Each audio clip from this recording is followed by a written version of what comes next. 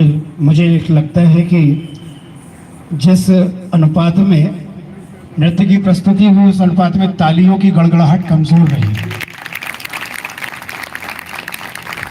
क्योंकि जब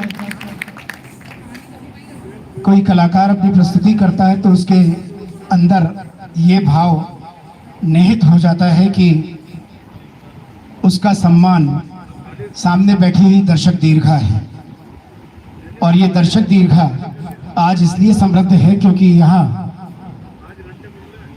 परम श्रद्धेय गीता माता जी के आग्रह को स्वीकार कर आप सभी इतनी बड़ी संख्या में उपस्थित हैं। यहाँ ये बात हम सभी को इसलिए समझना जरूरी है कि कोई भी निर्माण कार्य होता है तो उसमें तन और मन तो सभी लोग देने के लिए तैयार हो जाते हैं, लेकिन धन का सदुपयोग करने का इससे अच्छा पुनीत स्थान और पुनीत अवसर कुछ और हो नहीं सकता। क्योंकि हम यदि छोटी छोटी बचत के माध्यम से भी किसी सामाजिक संगठन को, धार्मिक अनुष्ठान को स्थायित्व और मजबूती दे सकते हैं तो ये बहुत महत्वपूर्ण होता है। आइए एक और प्रस्तुति आपके बीच में लेकर उपस्थित हूँ। संतोष देसाई जी, मैं निवेदन करूंगा। अब जो ये भी बड़ा सुखद सौभाग्य है कि जो क्रम मेरे पास आया है प्रस्तुति का, उस क्रम में पहले पुत्र की वंदना हो गई, अब पिता की वंदना हो।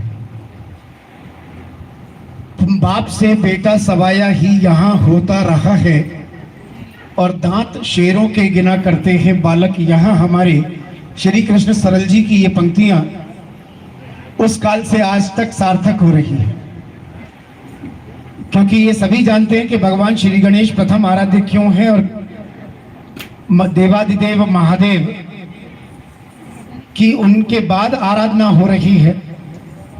तो निर्तत्त शंकर पार्वती संग भगवान शिवजी और माता पार्वती के दिव्य मिलन, प्रेम और ऊर्जा का सजीव चित्रण है।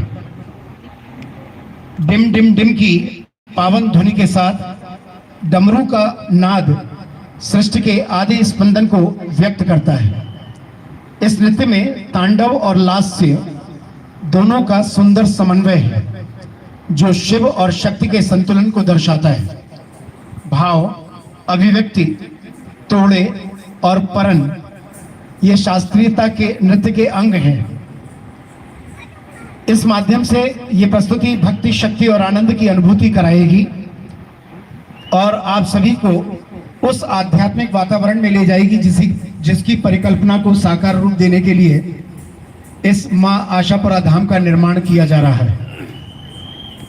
कुमारी हर्षिका जरिया एक श्रेष्ठ और प्रतिभाशाली कलाकार हैं। अनेक अखिल भारतीय कार्यक्रमों में प्रभावशाली प्रस्तुति देकर दर्शकों को भाव विभोर किया है। मेहनत और समर्पण के बल पर कई प्रतियोगिताओं के प्रथम विजेता के रूप में अपना स्थान आरक्षित रखा। कथक नृत्य में आपने विशारद परीक्षा उत्तीर्ण की। वर्तमान में विभिन्न नृत्य प्रस्तुतियों की कोरियोग्राफी भी कर रही हैं। आपकी साधना, लगन और कला के प्रति समर्पण